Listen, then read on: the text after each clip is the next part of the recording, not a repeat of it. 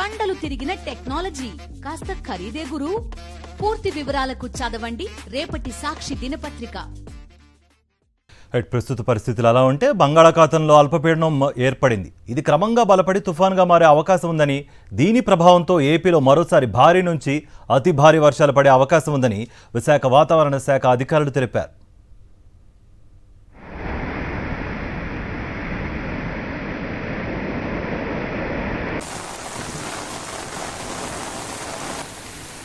Weather update సంబంధించి మరిన్ని updates మా ప్రతినిధి అనిల్ అందిస్తారు. అనిల్, ఇక ఇప్పుడే పరిస్థితులు ఎలా ఉన్నాయంటే మరే 2 రోజుల్లో అల్పపీడనం ఏర్పడి అది వాయుగుండంగా మారి తుఫాన్గా ఏర్పడే అవకాశాలు ఉన్నట్టుగా కూడా సమాచారం అందుతోంది. మీ దగ్గర ఉన్న అప్డేట్స్ ఏంటి? వాతావరణ శాఖ అధికారులు ఏమంటున్నారు?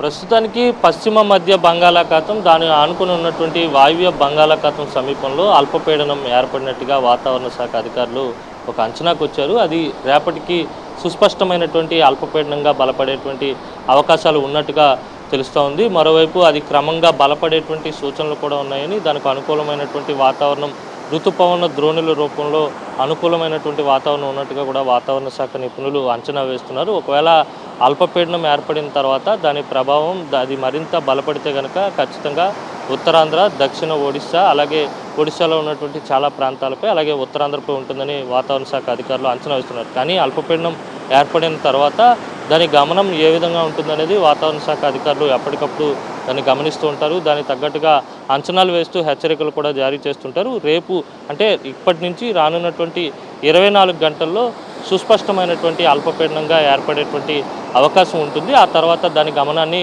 ఎప్పటికప్పుడు అధికారులు అంచనా వేస్తారు. అల్పపీడనంగానే ఉంటుందా, లేకపోతే మరింత బలపడి వాయుగుండంగా మారి ఆ తర్వాత తుఫానుగా మారుతుందనే అంశాలు వాతావరణ శాఖ అధికారులు ఇంకా వెల్లడించాల్సి ఉంది. దాన్ని అప్పటికప్పుడు గమనిస్తున్నటువంటి పరిస్థితి అయితే స్పష్టంగా కనబడుతుంది. అయితే ఇప్పటికే వాయుగుండం ప్రభావంతో ఏపీలో ఉన్నటువంటి చాలా ప్రాంతాలు అతలాకుతలమయ్యాయి. విజయవాడ వరదలకు విలవిల్లాడుతున్నటువంటి పరిస్థితి. మరోసారి మరో ముప్పు వర్షాల రూపంలో వచ్చేటువంటి అవకాశం స్పష్టంగా కనపడుతుంది. ఎందుకంటే అల్పపీడనం ఉత్తరాంధ్ర దిశగా కదిలితే ఆ తర్వాత క్రమంగా దక్షిణ కోస్తా జిల్లాల్లో కూడా పెద్ద ఎత్తున వర్షపాతం నమోదవుతుందని అంచనాలు కూడా వినిపిస్తున్నాయి. మరోవైపు ఇప్పటికే అర్ధరాత్రి నుంచి విజయవాడతో పాటు ఇటు ఉభయ గోదావరి జిల్లాల్లోనూ, అలాగే గుంటూరులో కూడా పెద్ద ఎత్తున వర్షపాతం నమోదవుతుంది. అల్పపీడనం మరింత బలపడి క్రమంగా తీరం వైపు దూసుకొస్తే కనుక దాని ప్రభావం మరింత పెరిగే అవకాశం ఉంటుంది. తద్వారా వర్షపాతం కావచ్చు, లేకపోతే గాలుల వేగం కావచ్చు ఎక్కువగా ఉండేటువంటి అవకాశం ఉంటుంది. అయితే రేపటికి సుస్పష్టమైనటువంటి అల్పపీడనంగా మారిన తర్వాత దానికి సంబంధించినటువంటి పూర్తి వివరాలు వాతావరణ శాఖ అధికారులు కూడా వెల్లడించేటువంటి అవకాశం స్పష్టంగా కనపడుతుంది. అయితే